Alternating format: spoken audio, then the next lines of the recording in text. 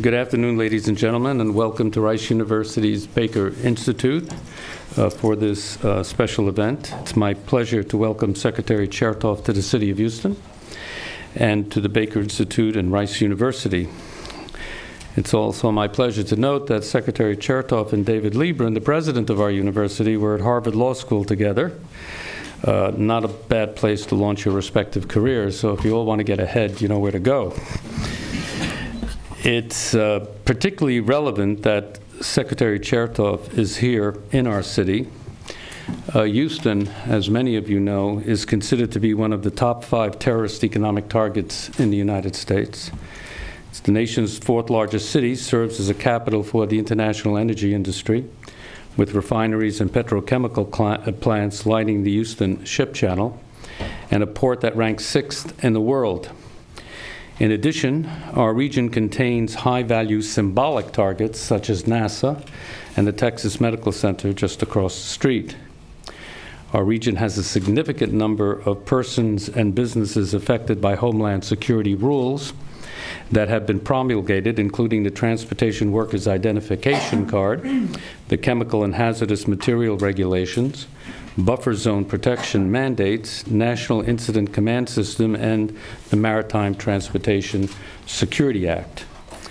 The high density of critical infrastructure and its strategic significance to the nation have required that appropriate security measures be taken, and our stakeholders have worked together tirelessly to craft the agreements, the legislation, and the entities necessary. Rather than following an example, this region has chosen to become the example. We like to brag in Texas, Mr. Secretary. From maritime security to international travelers to mass evacuation plans and regional intelligence sharing, initiatives have developed from concepts to real implementation. Our region has tackled the security issues related to the Houston Ship Channel. Efforts of local governments and industries supported by the Department of Homeland Security and backed by legislation passed by the Texas legislature have resulted in a port security alliance that may very well be the most sophisticated and comprehensive in the nation upon completion. Likewise, efforts to streamline international passenger processing and improve the international travelers' experience at Bush International Airport that we discussed with the Secretary just now, while also enhancing security, has not only improved the image of the region, but has been incorporated into the Rice Chertoff initiative. That's not Rice University, that's Secretary of State Rice and Chertoff. We'd like to take the credit for it, but we can't. We at the Baker Institute have been involved in advising the mayor and the county judge on a threat assessment and how we can balance security requirements with the movement of people, foreign students, and promoting our economic community interests. There is obviously no room for complacency when it comes to the security of our homeland and in dealing with the security threats we face locally, nationally, and internationally. In that respect, we look forward to our speaker's remarks on addressing 21st century threats, the U.S. prevention strategy. Our speaker's distinguished biographical details in your program notes. I just wish to highlight that he has been Secretary of the Department of Homeland Security since 2005. As Assistant Attorney General, he oversaw the investigation of the 9/11 terrorist attacks. He also formed the Enron Task Force, which produced more than 20 convictions. And before joining the Bush administration, Secretary Chertoff was a partner in a law firm of Latham & Watkins, and from 1995 to 1996, he served as special counsel for the U.S. Senate Whitewater Committee. In that capacity, he investigated and personally prosecuted significant cases of political corruption, organized crime, and corporate fraud. Among them was the Mafia Commission case, in which the leaders of La Cosa Nostra were all convicted and sentenced to 100 years in prison for directing criminal activities of the American Mafia. He hasn't told me anything, but there must be a book and a screenplay involved in for the Godfather series, but we'll see after you retire. Ladies and gentlemen, it's my pleasure to welcome Secretary Chertoff to the City of Houston and to our podium.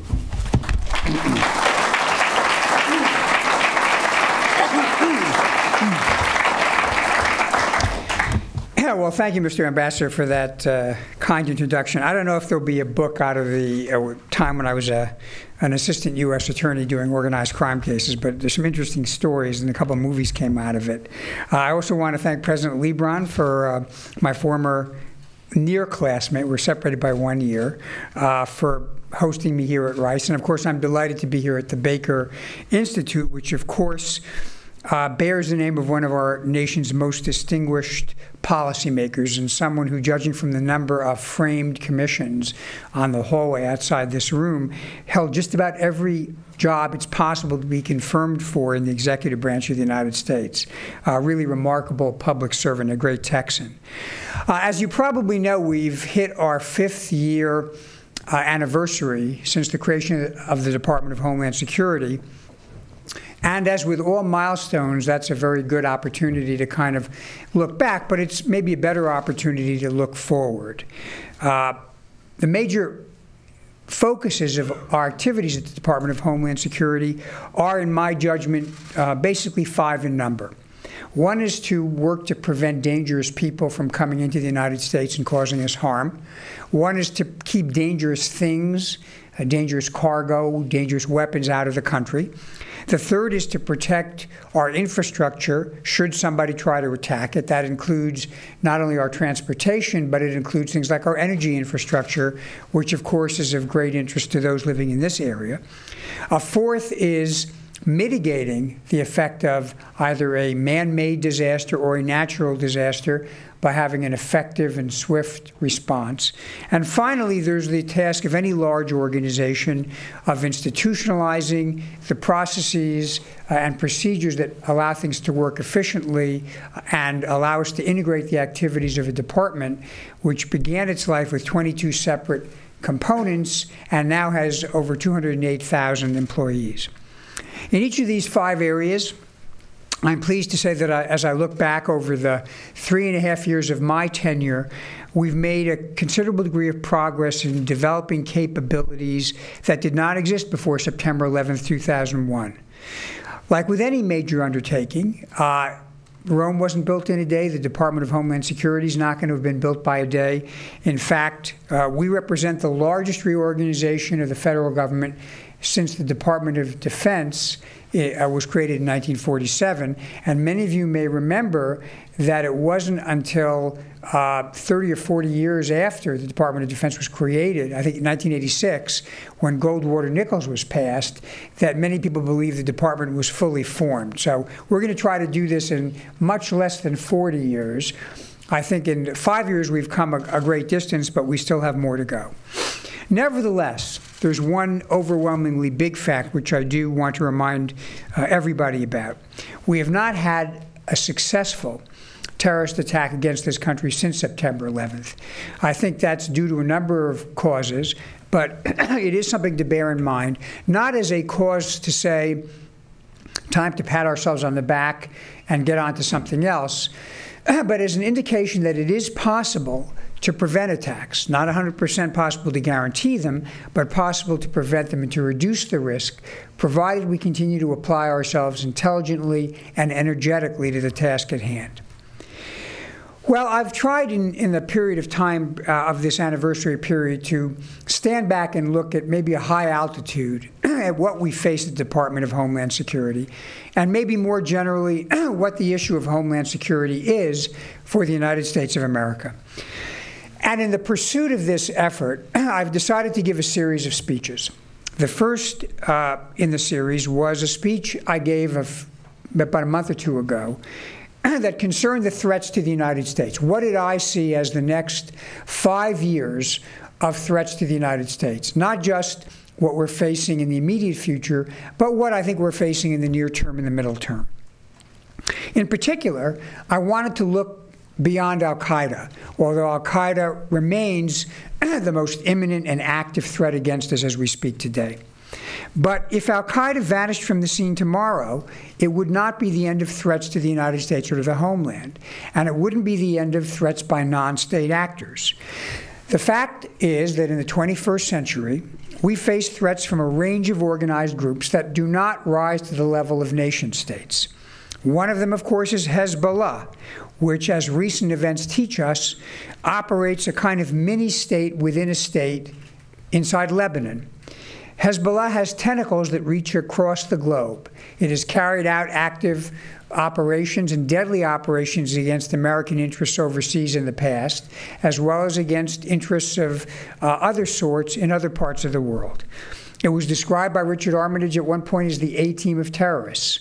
And in terms of capability, reach, membership, access to powerful weapons, it actually probably is of greater capability than al-Qaeda, even though it is more disciplined and poses less of an immediate threat. Even in our own hemisphere, if we look at the nature of non-state threats and we cast our gaze on South America, we see the FARC, which has posed a threat to American interests in Colombia and to the stability of Colombia itself. Although, again, in recent years, we've seen a turning of the tide in that struggle as the Colombian government has made some significant steps in reducing the capability of the FARC. If we look at organized transnational criminal groups, we see that the 21st century is a period, a period of time where they have greater capability, greater leverage using 21st century technology, and greater transnational reach. The MS-13, for example, which was born in the streets of Los Angeles from expatriates who came from El Salvador, now has franchise operations across the United States, engaged in a range of criminal activities, but also has very deep and substantial roots in El Salvador and in other parts of Central America. And even our next-door neighbor, Mexico, a very close friend of the United States, is currently struggling with the challenge of reducing the threat of organized criminal cartels and drug gangs, which actually pose a challenge to the governance of some of the communities along the northern border of Mexico and our own southern border. So we face a range of threats, and a range of threats other than those that come from nation states. And these threats differ from comparable threats in the past because the technology of the 21st century creates a much greater capability on the part of a small group or a network to cause damage, frankly, well beyond what a nation state could have done a century ago. Indeed, if we look at recent statements from al-Qaeda itself, they have made it abundantly clear that as far as their intent is concerned, they would consider it justified, in fact, a religious duty, to acquire weapons of mass destruction which could be used against their enemies in the West. That's not to say that they have the capability yet, but it is to say that the restraint, the moral restraint, or even the restraint of deterrence, which is what we relied upon in the 20th century to deal with weapons of mass destruction, that restraint may simply not be present should we ever face the day, which I hope we do not, that a group like al-Qaeda lays hands on a weapon of mass destruction. Some people would say that by focusing on these non-state threats, we're inflating rhetoric or we're fear-mongering, to use a word that I've seen in the press in the last 6 months or so.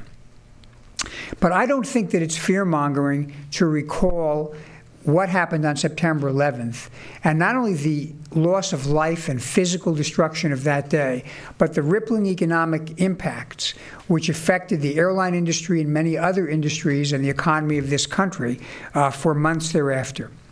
More recently, if you follow the trial currently underway in London, where a number of individuals are being tried for the August 2006 plot to blow up airliners destined from the United Kingdom to North America, you can envision again what this kind of attack would do. An attack that, had it been successful, would have cost not only hundreds, if not thousands of lives, but would have potentially crippled the airline industry and affected the global movement of tourism and trade. So we do face very real man-made threats. Of course, we also face natural threats like hurricanes, earthquakes, and infectious diseases. In the last few months, we've seen devastating tornadoes in the United States, including one that literally happened in my own region of the country yesterday, an earthquake in China that killed tens of thousands of people, and a devastating cyclone that has left Myanmar in very dire straits. Of course, we can't prevent these threats, but we do have to reduce our vulnerability and our ability to respond to those threats, and those topics will be the subject of the additional speeches that I hope to make later this year. But today's speech is focused on things we can prevent, and that is the threat of terrorist attacks aimed at deliberately inflicting loss of life, destruction, economic damage to our country and to countries that are friendly with the United States. And I want to talk a little bit about the basic philosophy of our strategy, and then to step back and look at what I believe are the key elements of a strategy, both in the near term and in the long term, to address what I believe is a war against an ideology that treats terror as a central weapon in the battle to bring down the West, at a minimum to drive us out of the Middle East, but also to transform the Middle East into a very dark vision of a future, one that we saw a glimpse of when the Taliban controlled Afghanistan, and one that would be bad for the region and bad for the world as a whole. I'm going to talk about some of the tools that we use in order to implement this strategy. But maybe more important, I'm going to talk about what we need to do in the long run to challenge the ideology that animates al-Qaeda and similar groups in much the same way that we challenge the ideology that was the underpinning of the Cold War, the underpinning of our adversaries, that ultimately, a challenge that ultimately was successful in hollowing out the Soviet Union and resulting in the passing of the Cold War with a whimper rather than with a bang. Now, let me begin by making one proposition clear. It is impossible for any government, no matter how large, no matter how capable, to protect every person from every threat in every place at every moment. There simply aren't enough resources or technical capabilities to do that. And even if it were possible to imagine a limitless expenditure of money and effort to try to reduce risk to zero, the world that we would live in under that kind of extreme regime would be in direct contradiction to our way of life and the values we cherish as a society. So what we can do is not eliminate risk, but manage risk. And that means identify what risks are the greatest, try to reduce them in a way that is cost effective, and try to mitigate the consequences of those risks that actually come to fruition. And when I say risk, I really talk about three elements. One is the threat itself. The second is our vulnerability to the threat, and the final is the consequence if the threat actually comes to pass and we're not able to avert it or protect ourselves against it. Only by addressing each of these three elements of risk can we reduce the overall risk in a way that is cost-effective and consistent with our fundamental values. And that's why, in the course of these speeches, I'm going to treat separately with each of these aspects of risk. The aspect of threat, the aspect of vulnerability, and the aspect of response.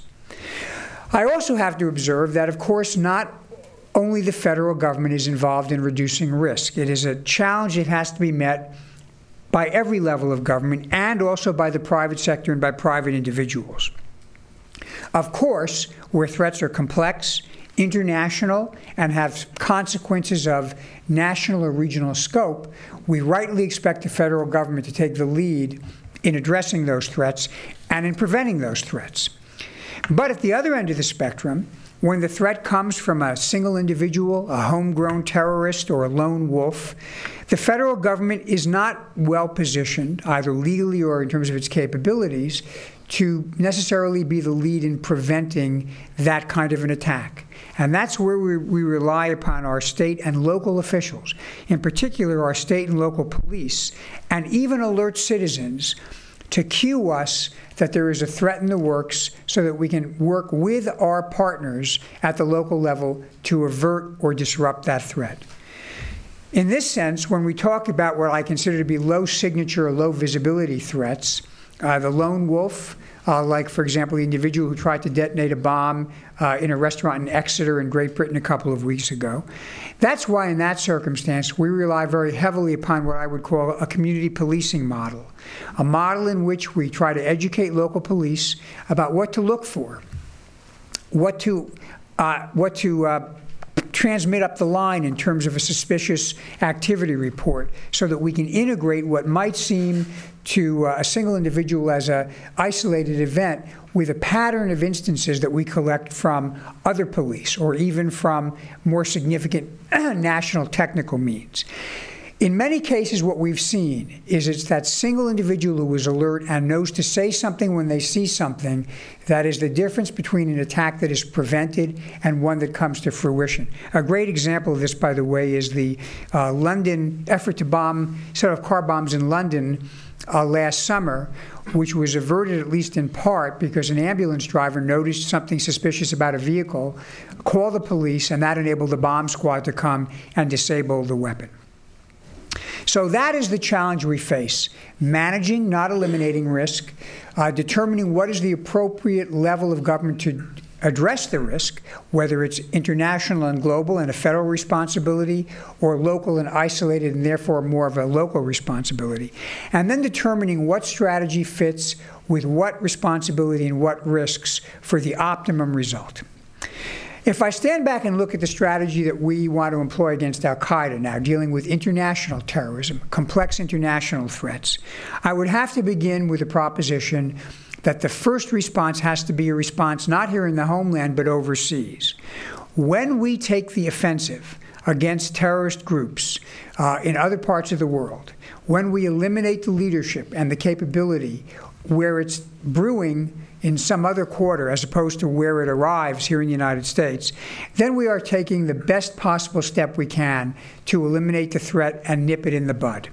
That's why a key element of our prevention strategy has been and must continue to be the use of military force and intelligence capabilities to disrupt terrorist safe havens overseas and to deny terrorists safe harbor in countries that provide either active or passive support to terrorist activity.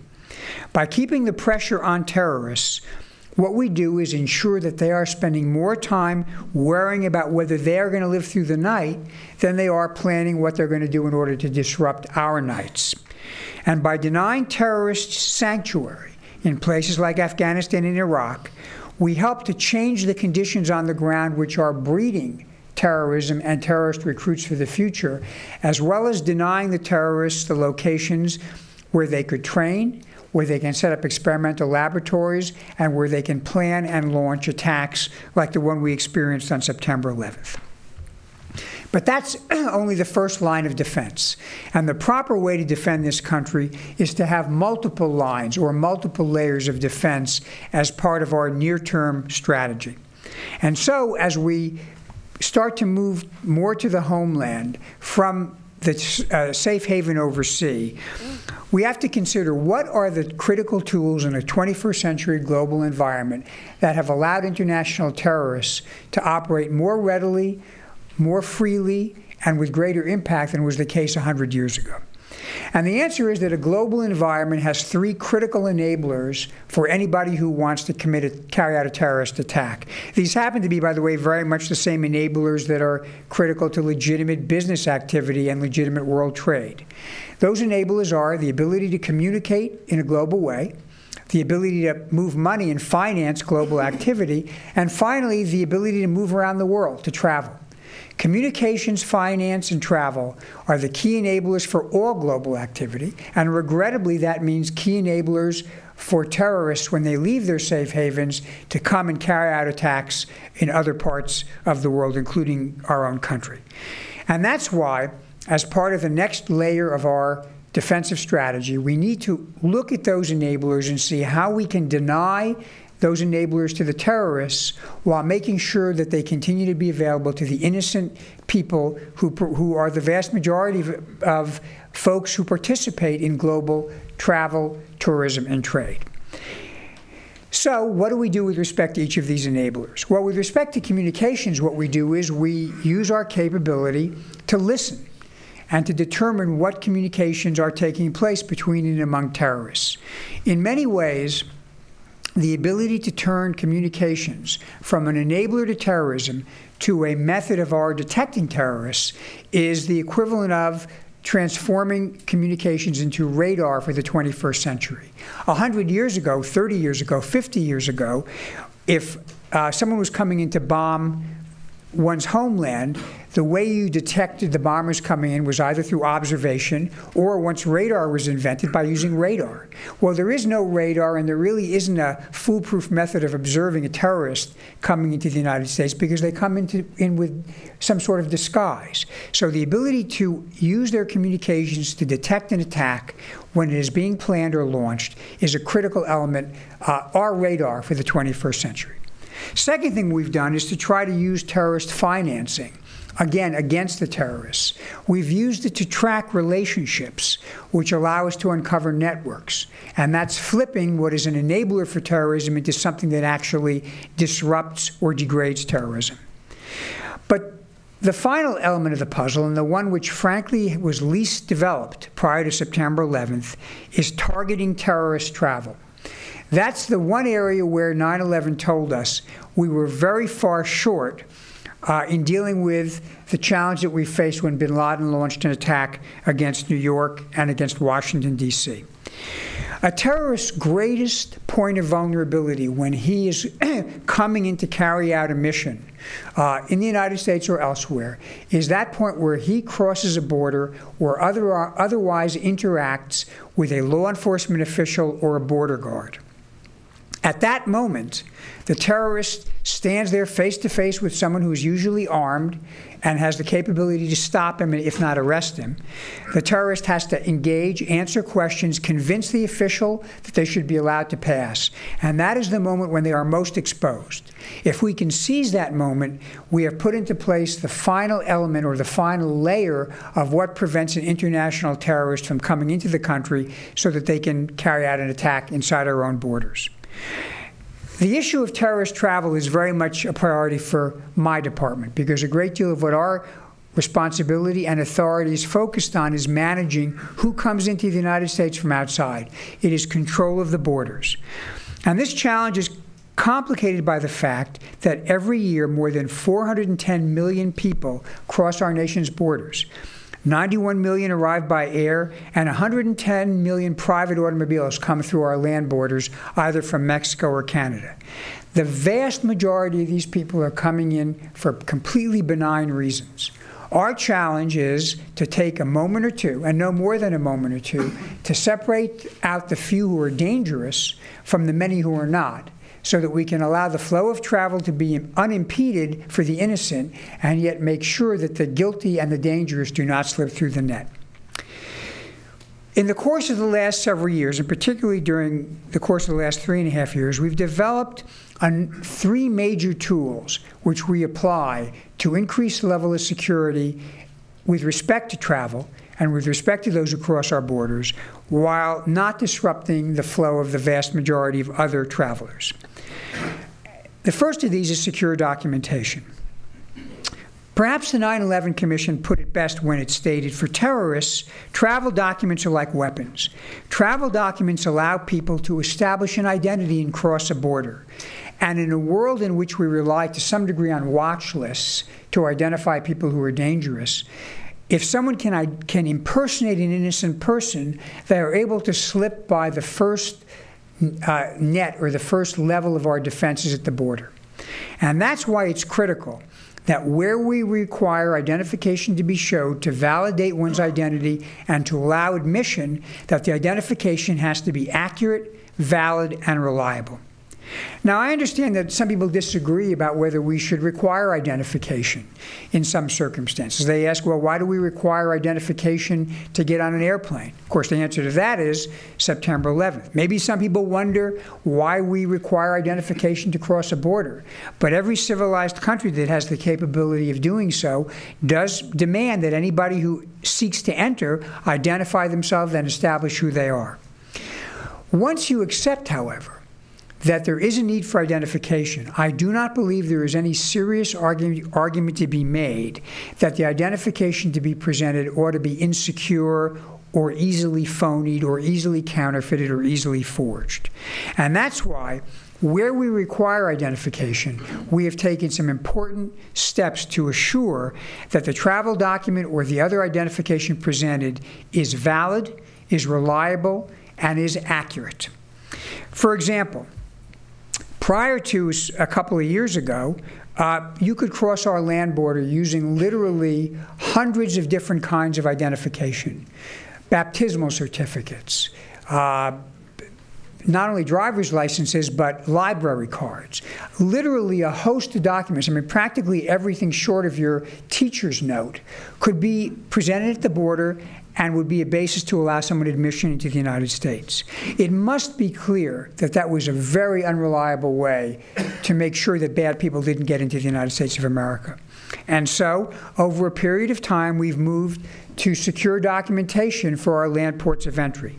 Earlier this year, we eliminated the practice of allowing people to simply declare that they're American citizens without providing proof. Next year, the Western Hemisphere Travel Initiative will come into full force. This will require that anybody coming across our border, including American citizens or Canadians or those who purport to be Americans or Canadians, present either a passport or a pass card, which is a similar document but a wallet-sized card, or a driver's license which has been constructed in a way to meet our requirements for international travel. We call that an enhanced driver's license. What this will do is assure that our border inspectors will be able to determine readily whether a person is who they say they are. And we're trying to move this impulse to secure identification within the country as well. Under the Real ID Act, for example, which was the implementation of a key recommendation of the 9/11 Commission, there is a requirement that if driver's licenses are going to be presented for purposes of boarding a plane or getting into a federal building, they're going to have to meet certain basic standards for reliability. Making sure that the person who gets the license has established their identity, making sure that the license can't easily be forged or phoned up because it has security features, and making sure that the people who actually maintain the DMV databases have been through background checks so they don't invade the privacy of the people who are getting driver's licenses. Real ID has engendered some controversy. And of course, there are always issues about who pays for these kinds of things. But I want to take you back to this first principle, the notion that if you're going to ask for someone to identify themselves, it makes sense that the identification be reliable. What would be the value of asking people to present identification before they get on an airplane if they could present any identification that you can acquire down at a college dormitory, the way kids acquire identification so they can drink? I mean, it is simply not that hard to forge a license. We saw it in 9/11.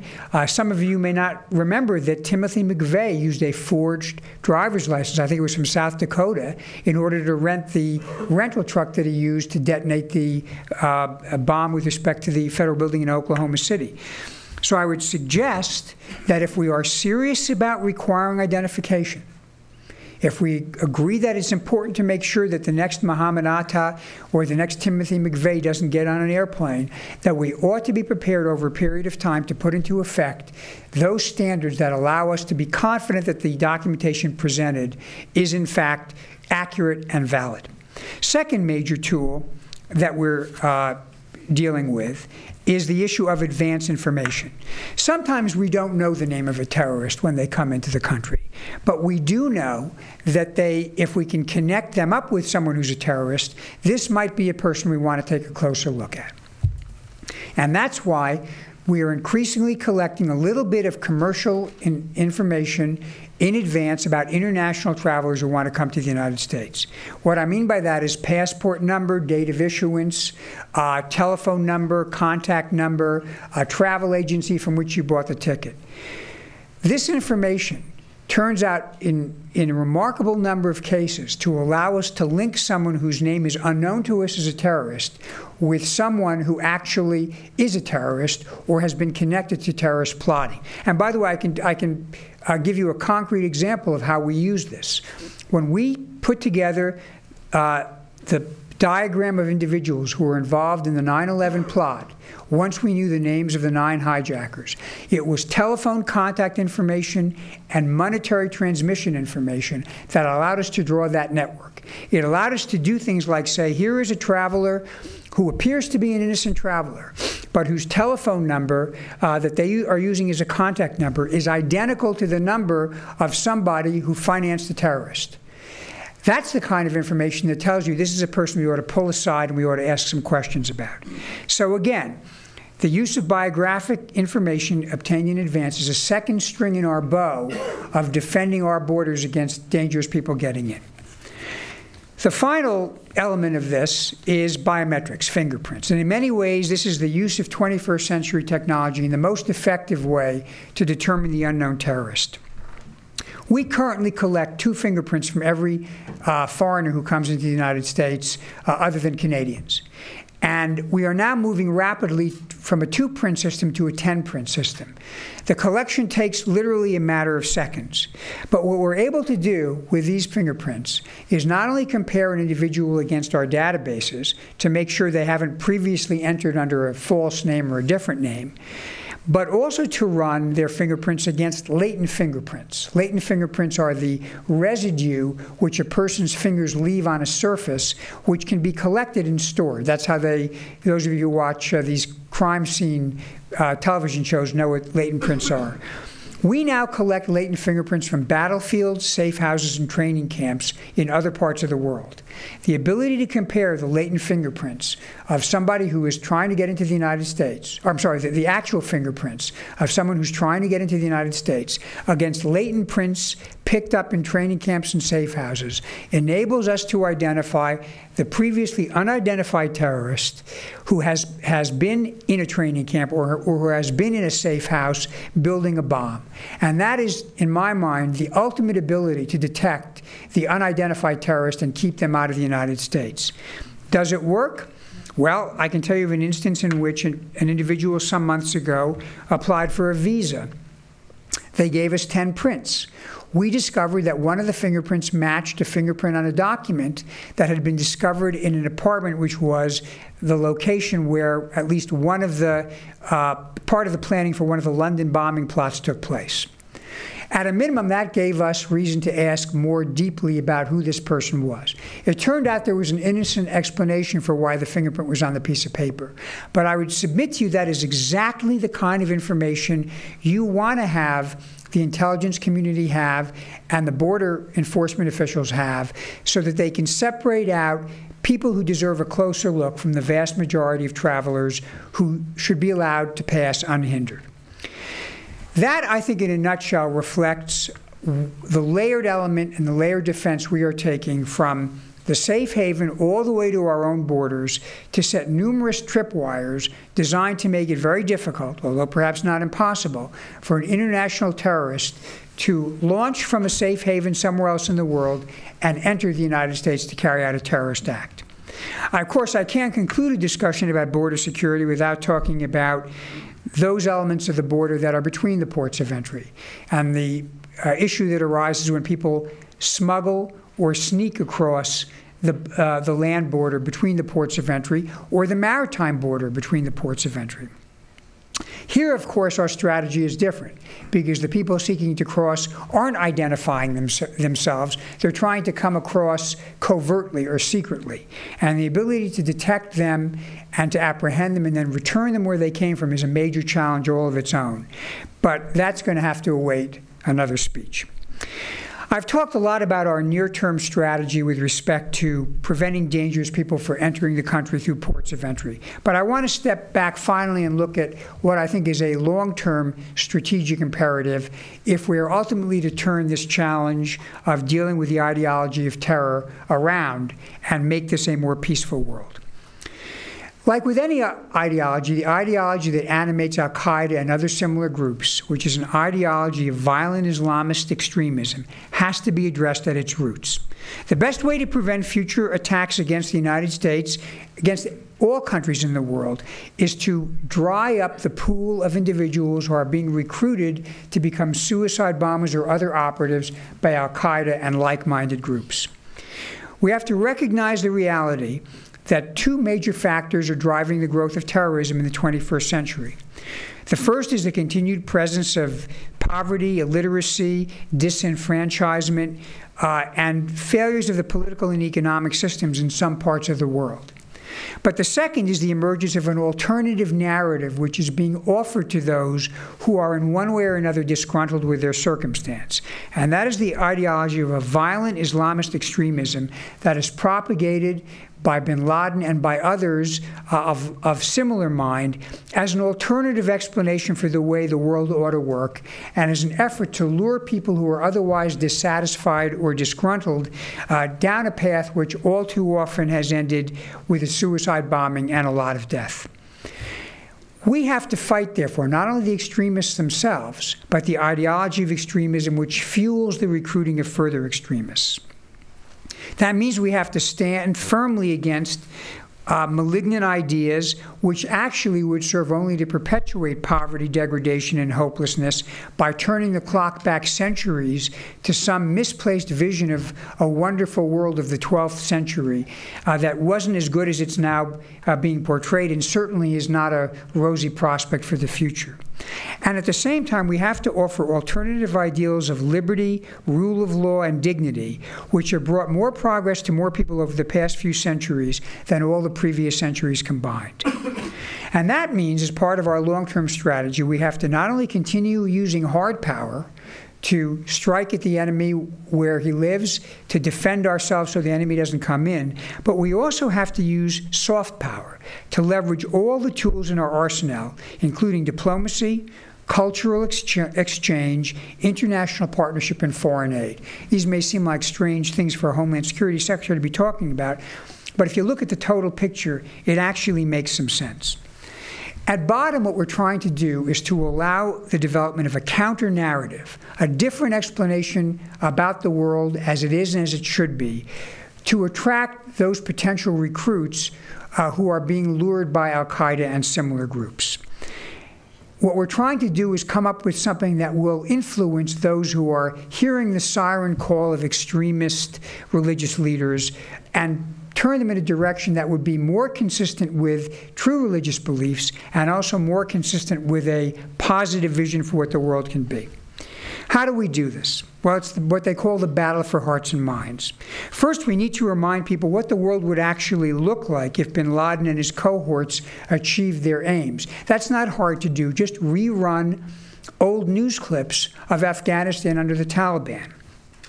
Women oppressed, degraded, brutal punishments, arbitrary activity by thugs. That is the world to which bin Laden aspires. Second, we need to emphasize, and we need to work with the Islamic community to emphasize, that al-Qaeda does not reflect true Islam or mainstream Islam. It reflects an effort to hijack the language of Islam in the direction of an ideology which, frankly, in many respects, has some of its roots in some of the fascist ideas that were first propagated around the world, including in parts of the Middle East in the 1930s. Third, we need to highlight that in many cases, the victims of al-Qaeda and similar ideologically motivated organizations are, in fact, Muslims themselves. It is Muslim children who died on a school bus in North Africa a few months ago when al-Qaeda in the Maghreb tried to blow up a Supreme Court building and succeeded in incinerating a bus full of youngsters going to school. It was Muslims who perished in Amman a couple of years ago when a wedding party at a hotel was blown up under the orders of Zarqawi, who was then the leader of al-Qaeda in Iraq. And what he succeeded in doing was killing those who were there simply to celebrate a Muslim wedding between a groom and a bride. In the end, the battle for hearts and minds, of course, can't be waged just by government. It has to be waged by the communities that are involved themselves, by those who are closest to individuals who are being recruited for this kind of extreme activity. And the good news is we are beginning to see some cracks in the edifice. If you read some of the statements made by bin Laden's number 2, Ayman al-Zawahiri, in the last few months, you're going to find that al-Qaeda is becoming increasingly defensive. In a town hall meeting that Zawahiri held online a couple of months ago, one questioner asked Zawahiri, quote, "Who is it who's killing, with your excellency's blessing, the innocents in Baghdad, Morocco, and Algeria? Do you consider the killing of women and children to be jihad? Why have you to this day not carried out any strike in Israel? Or is it easier to kill Muslims in the markets?" Another questioner asked Zawahiri, "Don't you agree with me that the frequency of your appearances on the satellite channels confirms that you are no more than a sonic phenomenon who loves to show off and be famous?" Now, mind you, these aren't Americans online. These are Muslims online, participating in a town hall meeting that Zawahiri called and pushing back on him. And what is Zawahiri's response? Leave my intention alone, because only Allah knows it. I submit to you that this is a glimmer of hope. In fact, more than a glimmer, a sunrise of hope, as members of the community in which bin Laden hopes to found his ideology and to build his ideology begin to push back as they see the real consequences of where this ideology leads. There are other elements of soft power, though, that we can, as Americans, contribute to this struggle between ideologies. First, it's important that we continue to be a welcoming country for people around the world so that we can show ourselves in our everyday best light and the values that we cherish. That's why encouraging travel, encouraging trade to the United States is an important weapon and an important element of soft power as we proceed to try to win this battle of hearts and minds. That's why I've worked with Secretary Rice, not with Rice University, but with Secretary Rice, to try to make travel to the U.S. more welcoming, while, of course, not sacrificing security. That's why tomorrow, right here in Houston, I'm going to announce some additional programs through our Model Ports Initiative and Global Entry, which are designed to make travel for the vast majority of innocent visitors easier, more convenient, and more friendly. A third thing we need to do, besides supporting the Muslims community's pushback on bin Laden and cultural exchange, is promoting policies that expand our trade with our friends and neighbors. Nations that trade with the United States and people that trade with the United States are more likely to be friends rather than enemies.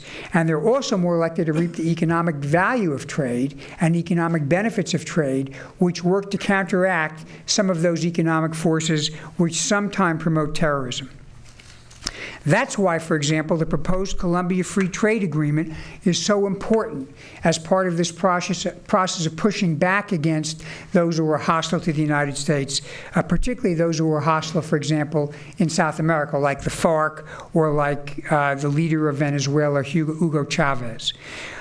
By supporting free trade, by supporting more robust relationships, we not only reward our friends, which is always important in foreign policy, but we also enhance the prosperity of our country and of Colombia and provide Colombia with a very powerful argument in favor of freedom, democracy, and the values that we mutually cherish against the darker values propagated by the FARC and by Hugo Chavez.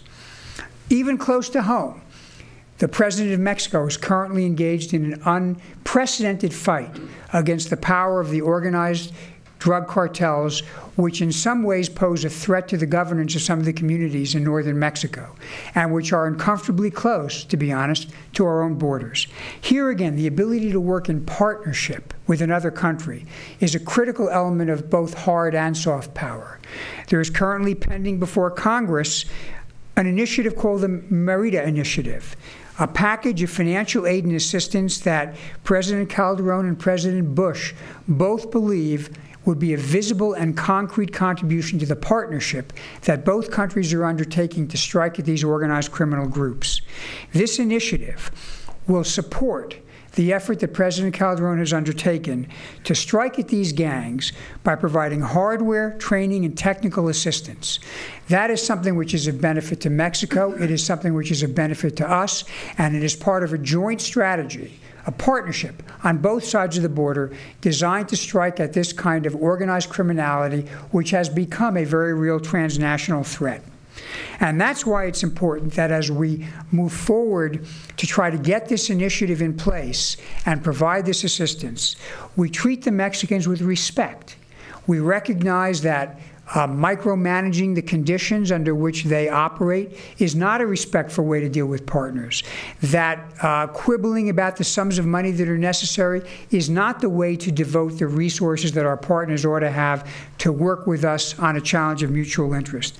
And that's one of the reasons why I believe that, again, our long-term interest, our long-term strategy has to be to build the reputation and the reality of supporting our friends in their own struggles for freedom of security by providing partnership on an equal basis, on a friendly basis, and on a sensible basis. Finally, of course, there is foreign aid. You know, that is a traditionally kind of an afterthought on the issue of security, and again, perhaps not something that you'd expect to hear a Homeland Security Secretary talk about. But when you look at what the terrorists have done overseas to promote their ideology, it's notable how much of what Hezbollah and Hamas do is provide social services work for some of the people in the communities in which they operate. And that builds them, to be honest, a considerable amount of goodwill. It gives them a foundation from which they can nurture their training and their planning, embed their missiles and their other weapons, and operate with the security that they've built a network of friends to support them. I suggest to you that when we provide this kind of assistance, when we not only talk the talk of freedom and rule of law and what democracy is about, but we walk the walk, we actually counteract that message. When we responded to the tsunami in Southeast Asia in 2004 that killed more than 225,000 people, when we responded with $350 million in funding, we demonstrated an America that had much more appeal than some of the public imaging that people in that region had seen. And this resulted in a dramatic increase in the number of Indonesians, for example, holding a favorable opinion of the United States. It more than doubled between 2004 and 2005 as a direct consequence of that kind of assistance. At the same time, when we commit money, as the President has, to fighting against malaria or to fighting against HIV/AIDS, what we are doing is planting seeds of goodwill, which will make the territory in parts of Africa and parts of Asia much more resistant to the nefarious types of seeds that al-Qaeda and similar ideological groups are trying to plant on their own. So in the end, the struggle for hearts and minds and the ideological battle requires that we use all of the tools and all of the capabilities of our government, hard, soft, tough, and compassionate, in a concerted effort to make sure that we are presenting to the world the very best face for the ideals that we cherish and that we're trying to defend. It's a long speech, but there are a lot of challenges that we have to cover. I believe if we proceed in a deliberate way along all of these fronts, we're not going to eliminate the threats we face in the next year or the next 5 years, but we will be set on a course that over time, at some point in the future, will lead to a triumph of the ideals of civilization that will be every bit as dramatic as what happened when the Soviet Union fell a couple of decades ago. There are other elements of the strategy. There's the issue of protecting and reducing our vulnerabilities and responding. Those I will charitably leave for another day and another venue. But I would say to you that, particularly for those who are students coming out of school, we're poised at the beginning of a new century. There are a lot of different ways to serve Homeland Security. Some of them will involve the traditional carry the gun and exercise the hard power. But there'll also be important roles for those who want to carry out soft power. There'll be many opportunities for those who want to carry out the mission. What is important is that we do not lose our dedication to the mission, we do not lose faith in our ideals, and we do not lose our determination to prevail. Thank you very much.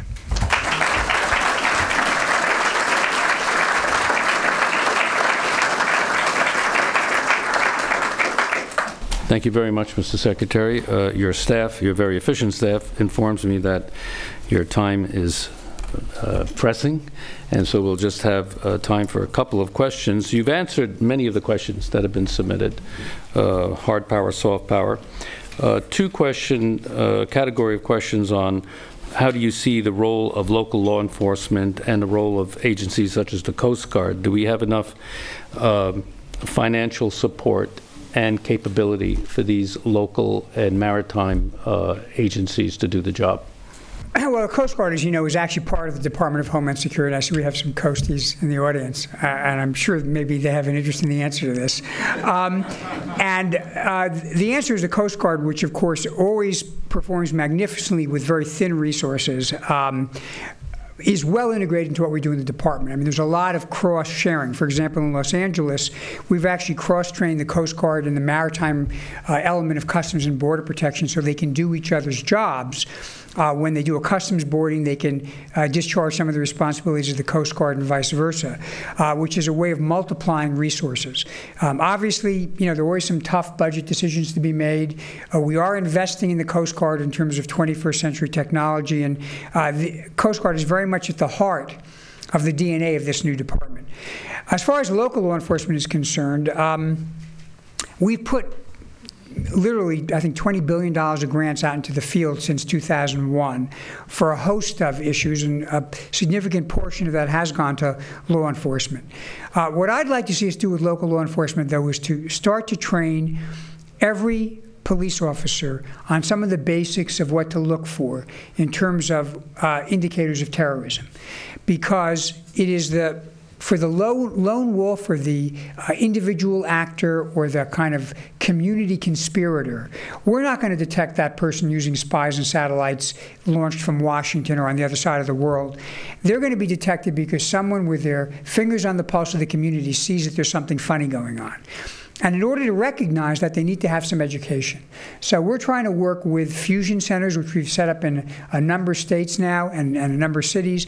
And I think we're going to embed somebody here in Houston in pretty soon in the fusion center. We're trying to push out not only the kind of sexy intelligence that everybody thinks the federal government has, the kind of secret conversations that are taking place on other parts of the world, but some of the basic facts about what to look for if it looks like someone is beginning to make that transition into becoming a terrorist operative.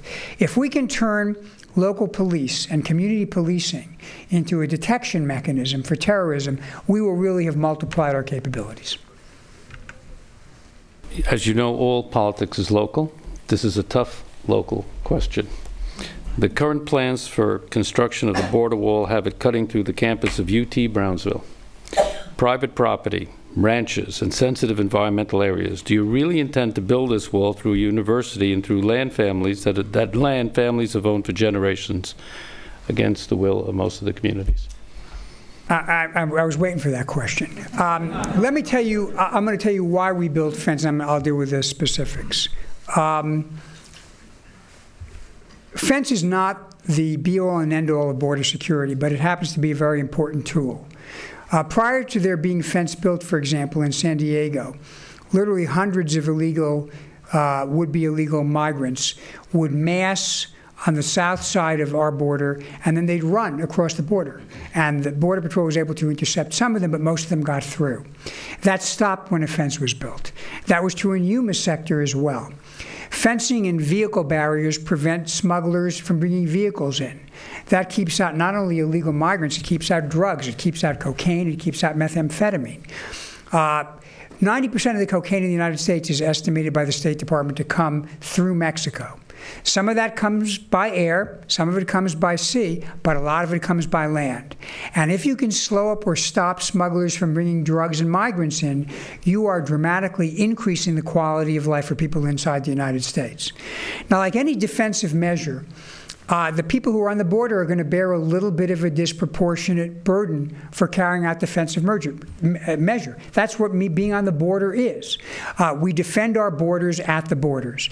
And at a time when we're facing a serious challenge from smuggling, human and drug smuggling, when we are seeing increasing violence in the border area, mostly south of the border, but some of it directed at our border agents, I can't in good conscience say to agents that I'm going to send you out to do a job, but I'm going to tie one of your hands behind your back.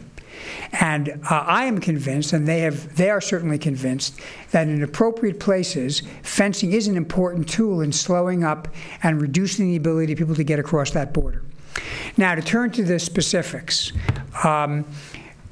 we are actually building fence where we're building it in Texas on the levees. The levees are what separate the floodplain, which is adjacent to the river, from the rest of the community. And the reason the levees are in place in those locations is because south of the levees, although it's still American territory, you really can't build because it's likely to be flooded if the river level rises. So both from the standpoint of intelligent construction, from the standpoint of our ability to move south of a fence in order to do some enforcement activity there, and also from legal restrictions that would prevent us from taking steps that might actually alter the river by affecting the floodplain, building the levee makes a lot of sense. It's also pretty clear that people who have land or build structures or golf courses south of the levee understand that they're building in a floodplain and understand that there are certain risks that are entailed in that location. We have met, I think we've had over 600 individual meetings with property owners who have issues about building fence.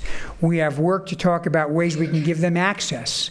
We've talked about ways we can configure fence to try to minimize the burden. But in the end, it comes down to a simple proposition. Should I say to somebody, you know, you don't want to have fence. Maybe you don't want to have Border Patrol on your land. Maybe you don't want to have lights on your land. Maybe you don't want to have roads on your land. Should I say, it's your choice, and we're just not going to defend that part of the border? And is that a responsible position to take with respect to all the people at the interior of the country who are going to pay the price if we don't defend that part of the border? You know, just to conclude on this point, by way of an irony, we got sued by somebody either in Arizona or in California who had some property at the border where we were not building a fence.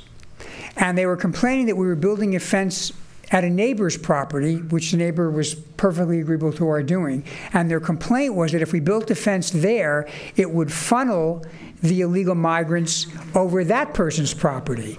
And so they wanted us to tear down the fence that the neighbor had. And I think in many ways that's like a microcosm of this mentality. It's the view that I'm going to worry about myself, I'm not going to worry about my neighbor. I think our responsibility is to worry about all the neighbors and to do what's best for the neighborhood. Last question. Several questions, but the last question, same theme.